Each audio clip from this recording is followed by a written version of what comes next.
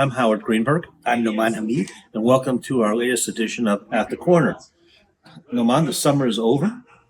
Now it's time to get down to work. That's right. What corner are we at today? We're in Los Angeles at the corner of Flower and 6th Avenue. So much to talk about. Let's just pick a few and see where it goes. What's the latest news? Foreign students. Yeah, there's a lot of information in the papers right now. There's a new narrative. Are we letting in too many students, and is this contributing to our housing crisis? And I don't know.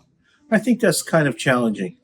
I don't think the foreign students are the ones that are taking up the housing volume or inventory in Mississauga or in Halton or in various locations.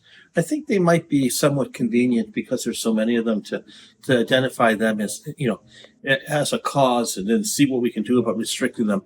But those student dollars add up to a lot of money and really does help a lot of these colleges.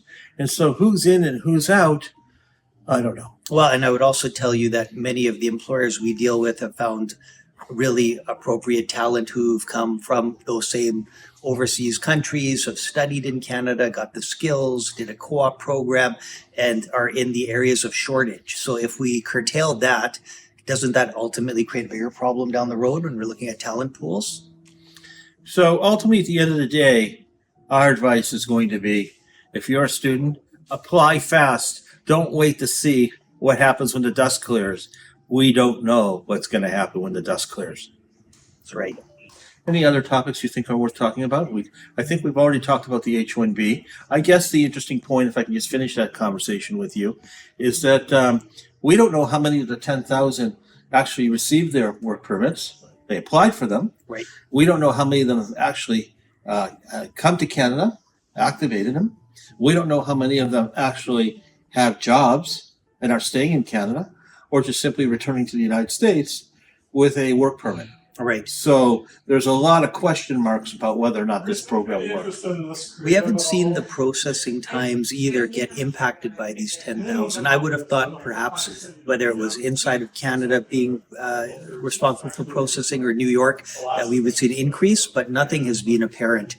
The other issue that I think is worth mentioning about is the previous minister had mentioned that we would see the trusted employer roll out in September. So it'll be interesting to see what that design is all about. Are you talking about the trusted employer with respect to LMIA or with respect to work permits? With respect to LMIA, and I believe the first strategy was to focus on an approach for agricultural industries.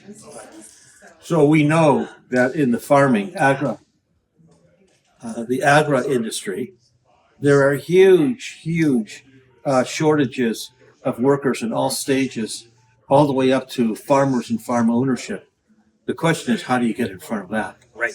And what does it actually mean, the Trusted Employer Program?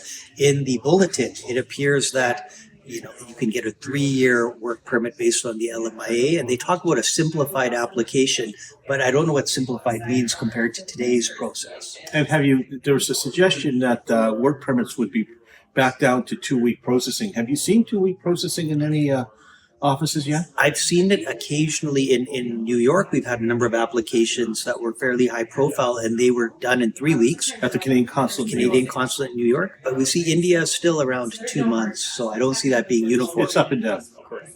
Okay. Well, thank you. It's At the Corner. It's September. It's Howard Noman. And it's time for things to get interesting in Canada. Thank you. Have a great day.